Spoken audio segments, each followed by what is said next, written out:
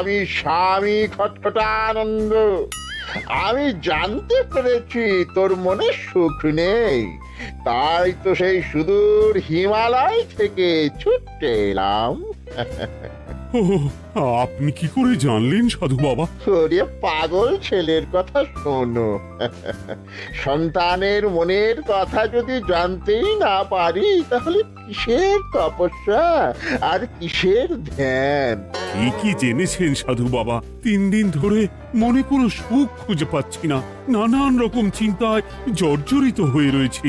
তার মধ্যে আজ 3 দিন হলো রানী বাপের বাড়ি গিয়ে রয়েছে। সুখ কি তোর একার? এই মায়ার সংসারে সুখ খুঁজে পাবি কি করে?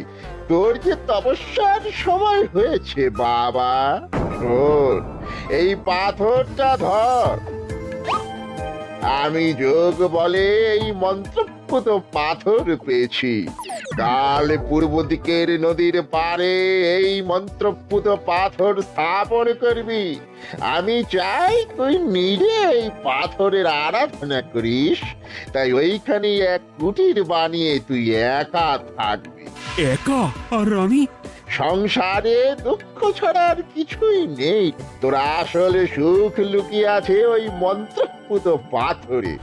এই পাথর তোর মনে সুখ ফিরিয়ে আনবে আর এই গোটা রাজ্যে শান্তি বজায় রাখবে। ঠিক আছে বাবা।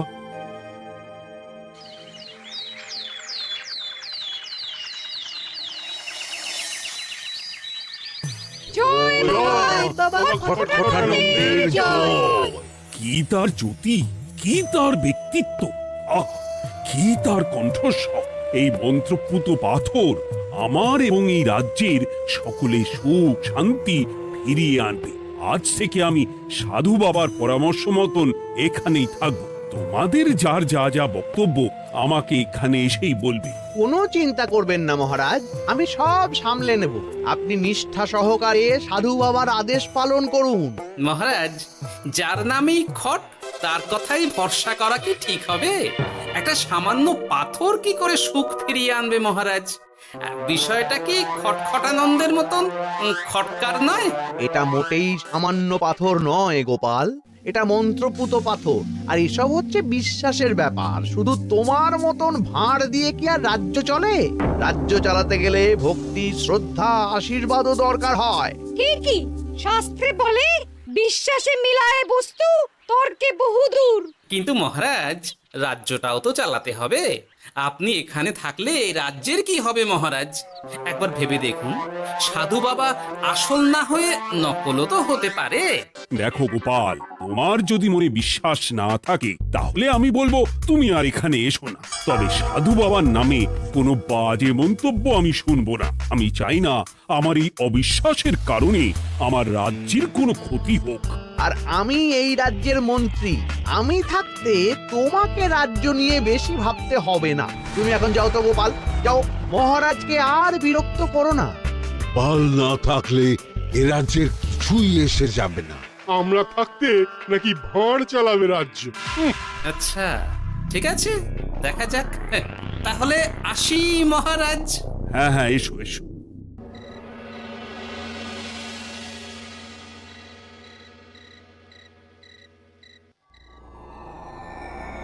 মহারাজ, রানী, তুমি ফিরে এসেছো? এ আমি কি শুনছি মহারাজ? আপনি নাকি প্রাসাদে ফিরবেন না ঠিক করেছেন? হ্যাঁ রানী, তুমি ঠিকই শুনেছ। আমি আর প্রাসাদে ফিরবো না। আমি এখানে থেকে ওই মন্ত্রপুত পাথরের আরাধনা করব। কে না কে এসে আপনাকে বলল আর আপনি প্রাসাদ ছেড়ে এই কুটিরে থাকবেন? আপনার শরীর খারাপ করবে মহারাজ। আপনি ফিরে চলুন। কে না কে নয় রানী, স্বামী খটখটানন্দ খুব বড় সাধু। উনি যোগ বলে আমার দুঃখের কথা জানতে পেরে সেই হিমালয় থেকে ছুটে এসেছেন আমাকে ওই পাথর দিতে। তুমি আমার ফিরতে জোর করো না রানী। আর আপনার রাজ্য, আপনার প্রজারা, তাদের কি হবে মহারাজ? সে নিয়ে তুমি ভেবো না রানী। আমি এখানে বসেই মন্ত্রীকে দিয়ে সবটা সামলে নেব। তাহলে আমিও আপনার সাথে এখানে থাকবো। আপনাকে ছাড়া আমি প্রাসাদে ফিরবো না। তা হয় না রানী, সাধু বাবা আমাকে একা থাকতে বলেছেন। এসব ধ্যান যোগ আরাধনা একা করতে হয়। গোপাল সবটা জানে মহারাজ। আহ, আমার সামনেও নাম করবে না রানী। গোপালের কত বড় সাহস তুমি ভাবো একবার। ও বলে সাধু বাবা ভণ্ডও হতে পারে। আমার তখন ইচ্ছা করছিল ওর মাথার যে কটা চুল আছে সেটা ছিঁড়ে নিতে। না না না, আমি আর গোপালের মুখ দেখতে চাই না।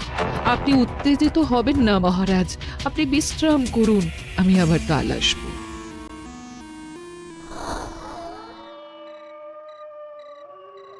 রাতের হাটেও সবজির যা দাম বেড়েছে, এরপর শুধু এক বেলা খেয়ে থাকতে হবে।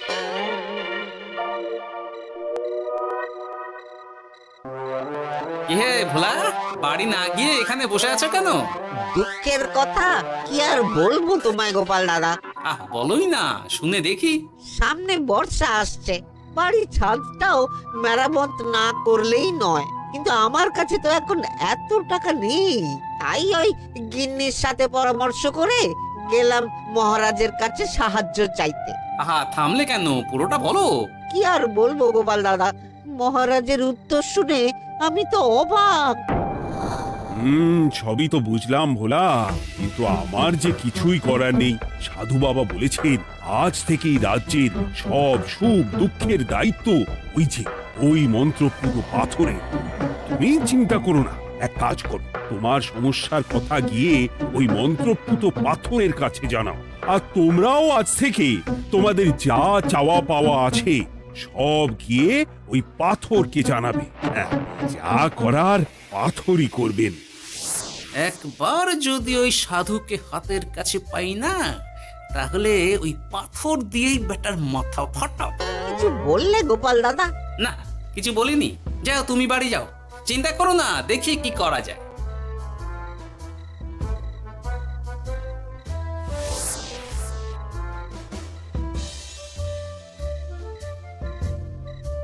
কি ব্যাপার, এত রাতে বটা ঘটা মন্ত্রীর বাড়িতে কি করছিল? কি বটা ঘটা, আজকে মন্ত্রী মশাইয়ের বাড়ি খাওয়া দাওয়া ছিল? খাওয়া ছাড়া কি অন্য কিছু আসে না তোমার মাথায়? চ চ চ, আমাদের অনেক কাজ আছে, চ। আরে এত তাড়া কিসের? বাবা, বটা ঘটার এত কি গুরুত্বপূর্ণ কাজ যে একেবারে ছুটে পালালো? না, ব্যাপারটা তো সুবিধের ঠেকছে না।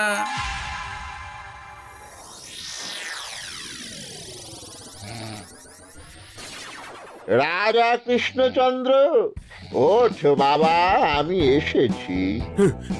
সাধু বাবা, আপনি এসেছেন? কেমন আছিস বাবা?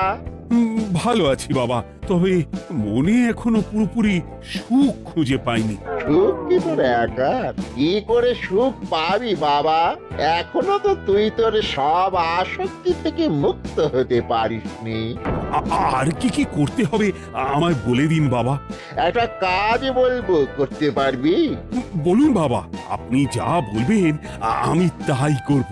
এই রাজপাট তুই ছেড়ে দে, এসব থেকে নিজেকে মুক্ত করে তুই তোর সাধনায় মন দে, দেখবি তার ফল তুই পাবি।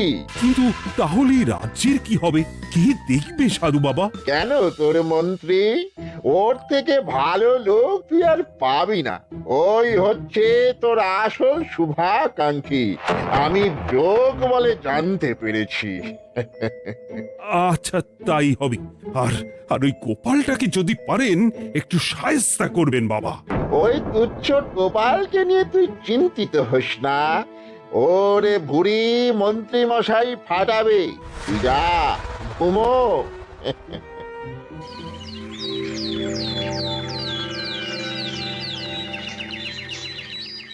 শোনো শোনো শোনো, আজ থেকে মহারাজ কৃষ্ণচন্দ্রের আদেশে এই রাজ্যের ভার এই রাজ্যের মন্ত্রীর। আর মহারাজ নিজে তার কুটিরে নিরিবিলিতে থাকতে চাইছেন। উনি চান না কেউ ওনাকে বিরক্ত করুক। তাই আজ থেকে যার যা সমস্যা সবাই মন্ত্রী মশাইকে জানাবে। মন্ত্রী মশাই যাকে যা বলবেন তাকে তাই শুনতে হবে। শোনো শোনো শোনো। না, মহারাজকে থামাতেই হবে, না হলে বড় বিপদ হয়ে যাবে। যাই।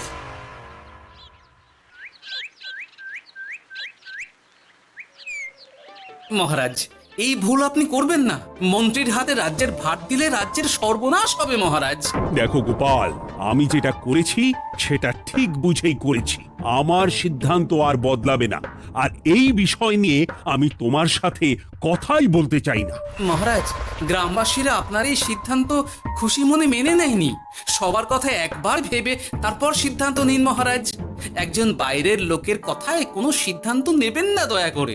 গোপাল, তুমি যদি সাধু বাবার সিদ্ধান্তে প্রশ্ন তোলার চেষ্টা করো, তাহলে আমি বাধ্য হব মন্ত্রীকে বলে এই রাজ্য থেকে তোমায় বিতাড়িত করতে।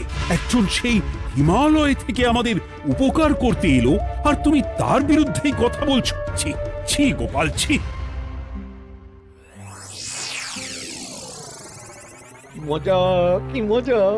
শুধু মুদ্রা, শুধু মোহর, যেদিকে তাকাবো শুধু সোনার মোহর আর সোনার মোহর। তুমি কি পাগল হয়ে গেলে? এখন হইনি গিন্নি, তবে এবার সত্যি সত্যি হয়ে যাব। এত সোনার মোহর একসাথে হাতে পেলে কেউ কি সুস্থ থাকতে পারে? আর বেশি দিন বাকি নেই যখন কৃষ্ণনগরের কোষাগারের মালিক হব আমি। আর মহারাজ, মহারাজকে ছেড়ে দেবে? চিন্তা নেই, মহারাজ কিছুই করতে পারবেন না। তিনি এখন সাধু বাবার আদেশে পাথরের আরাধনায় ব্যস্ত। আর প্রহরীরা, তারা কিছু বলবে না? প্রহরীরা তো এখন আমার গোলাম। মন্ত্রীমশাই, মন্ত্রীমশাই, আমরা এসেছি। ওই তো ওরা চলে এসেছে। ওরা কি করবে? ওরাই তো কোষাগার লুট করতে আমায় সাহায্য করবে। রাজকোষাগার হবে শুধু আমার, আমার, আমার।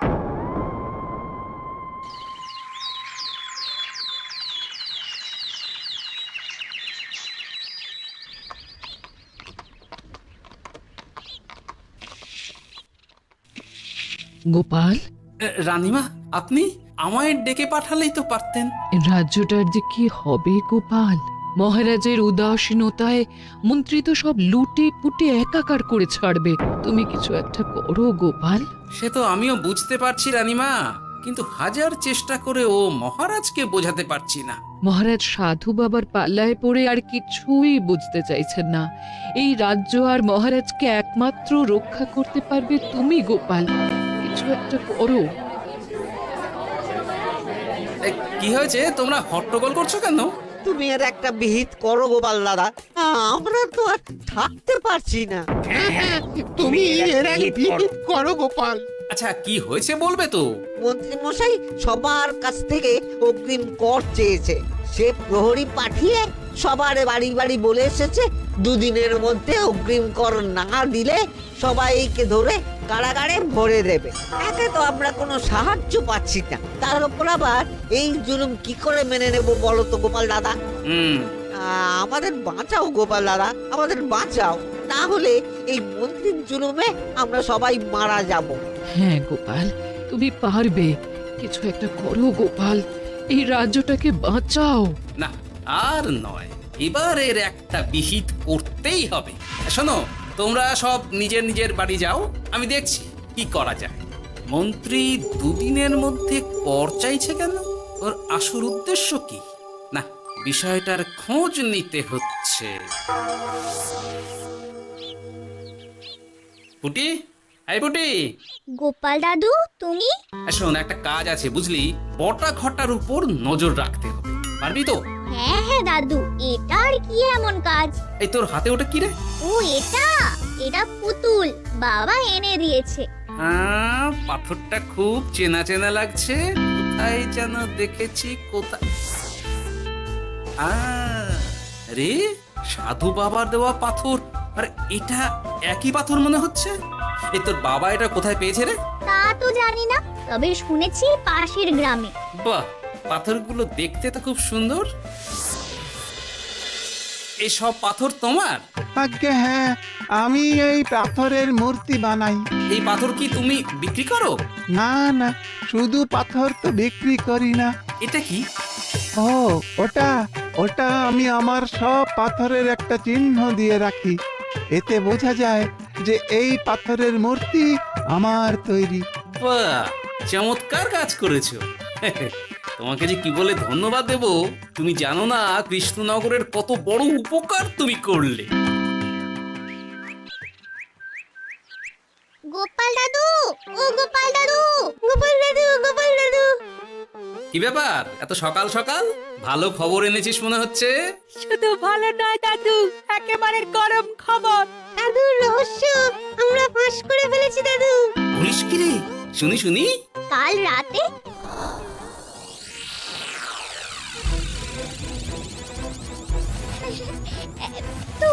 এত সোনা, এত মোহর আমি একসাথে কোনোদিন দেখিনি। ও এইসব আমাদের? হ্যাঁ গিন্নি, হ্যাঁ এই সব আমাদের, সব। ওরে বাবা, আমার তো বিশ্বাসই হচ্ছে না। ভাবলেই গায়ে কাঁটা দিচ্ছে। রে বটা, আজ সাধু সেজে মহারাজের কাছে গেছিলি?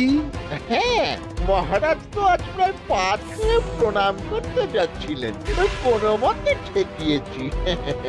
বলেছি প্রণাম নেওয়া আমার গুরুর বারণ আছে। আর আমি তো আজ এমন ধোঁয়া দিয়েছি যে মহারাজ একেবারে কেসে কেসে অস্থির। আর মাত্র 2 দিন, এই 2 দিন খেলাটা চালিয়ে যেতে পারলেই কেল্লা ফতে। আচ্ছা, এবার আমার কাছে পুরো বিষয়টা পরিষ্কার হলো। বাহ, তোরা দারুণ কাজ করেছিস রে। এবার শুধু আজ রাতে প্রমাণটা পেলেই হয়ে যাবে।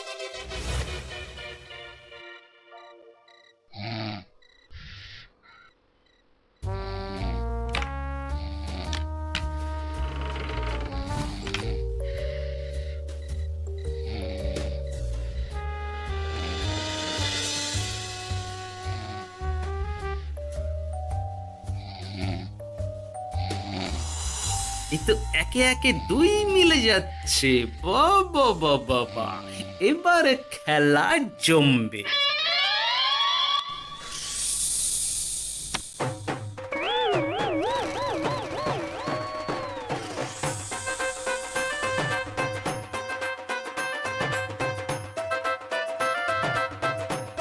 এই ঘটা ঘটা রে, এই ঘরে এত ধোঁয়া এলো কি করে রে? সত্যি তো, এত ধোঁয়া এলো কি করে? ঘরে কি আগুন লাগলো নাকি রে? এই বটা, ওটা কি রে? হ্যাঁ, এ তো ভূত। আমরা তো কিছু করিনি। আমরা কিছু করিনি, বিশ্বাস করো ভূত দাদা, আমরা কিছুই করিনি।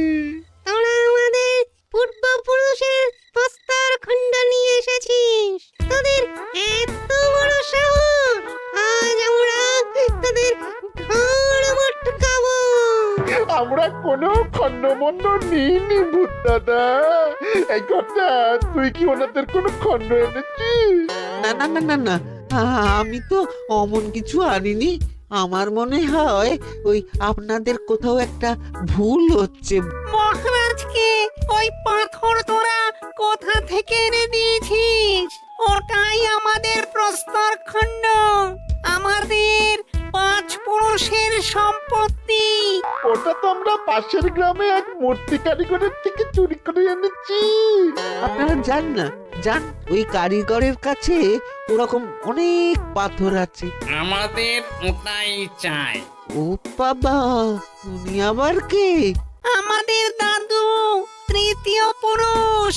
ও দাদু, এই ছুরি ভূত দাদু, ওটা আনতে গেলে না মন্ত্রীমশাই আমাদের খুব মারবে।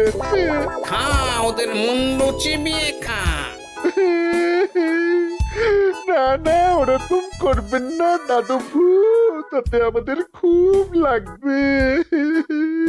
তাহলে বল মন্ত্রীর আসল উদ্দেশ্য কি? দুদিন পর ও কি করবে?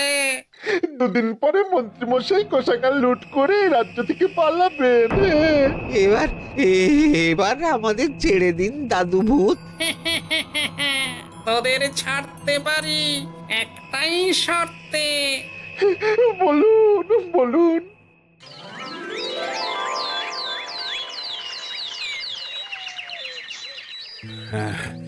রাজ্যের পরিস্থিতি কি? প্রজারা সবাই ভালো আছে তো? হ্যাঁ মহারাজ, সেসব নিয়ে আপনি একদম চিন্তা করবেন না। বাবা, আপনি এসেছেন? হরে কৃষ্ণচন্দ্র, একটা কথা তোকে না বলে আর থাকতে পারলাম না। এটা আবার কে রে? বলুন বাবা। এই মন্ত্রীকে এই রাজ্যের দায়িত্ব দিতে বলে আমি বড় ভুল করেছিলাম। আসলে এই মন্ত্রী হচ্ছে চোর। ও তোর কোষাগার ফাঁকা করে পালাবার মতলব করেছে। কি বলছেন বাবা? মন্ত্রী, উনি যা বলছেন সব সত্যি? না না মহারাজ, এই বটা কি হচ্ছে কি? বটা? তুমি সাধু বাবাকে বটা বলে ডাকছো কেন? আমি বলি কি বাবা, এই মন্ত্রীকে তুই শুলে দে। বটা, তুই থামবি? আমার খেয়ে আমায় ছুরি মারা, ওর কথা আপনি বিশ্বাস করবেন না মহারাজ। ও সাধু নয়, ও ভণ্ড। মানেটা কি? মন্ত্রীমশাই ঠিকই বলছেন মহারাজ। ও সাধু নয়, ও কৃষ্ণনগরের বটা। এসব আপনার আদরের মন্ত্রীর কাজ মহারাজ। মন্ত্রী আপনার রাজ্য লুট করার মতলব করেছে, তাই বটাকে সাধু সাজিয়ে আপনার মন জয় করে প্রথমে আপনাকে প্রাসাদ থেকে তাড়িয়েছে, তারপর রাজ্যপাট নিজের হাতে নিয়ে কোষাগার হাতিয়েছে। আর এই পাথর? এই পাথর কিসের গোপাল? পাথর? পাথর এই কারিগরের মহারাজ। উনি পাশের গ্রামে এই পাথর দিয়ে মূর্তি করেন। মন্ত্রী বটাকে দিয়ে এই পাথর চুরি করিয়েছে।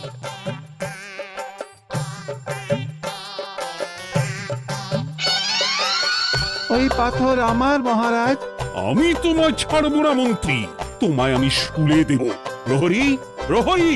কেউ আসবে না মহারাজ। প্রহরীরা এখন আমার কথা ছাড়া আর কারোর কথা শুনবে না। আমি এখন আপনাদের সামনে দিয়ে আপনার কোষাগার নিয়ে চলে যাব, আর আপনারা শুধু দাঁড়িয়ে দাঁড়িয়ে দেখবেন। কই রে ন্যাপলা পুঁটি গুলটে, মন্ত্রীকে বেঁধে ফেল।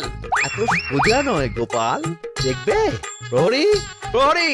চেঁচান চেঁচান, আরো জোরে চেঁচান, কিন্তু ফল হবে না। আপনার প্রহরীরা সব গ্রামবাসীর হাতে বন্দী। আমায় ছেড়ে দিন মহারাজ, আমার ভুল হয়ে গেছে। এমন ভুল আমি আর করবো না মহারাজ, আমায় ছেড়ে দিন। ছেড়ে দেব? তোমার ব্যবস্থা আমি করছি। কিন্তু গোপাল, আমার মনের সুখের কি হবে? আমি কি আর সুখী হতে পারবো না? কেন পারবেন না মহারাজ? রাজার আসল সুখ তো তার প্রজার সুখে। একদম ঠিক কথা বলেছে গোপাল। প্রজার সুখেই রাজার সুখ। ঠিক গোপাল, ঠিক। তুমি না থাকলে যে আমার কি হতো? জয় গোপালের জয়! জয় গোপালের জয়।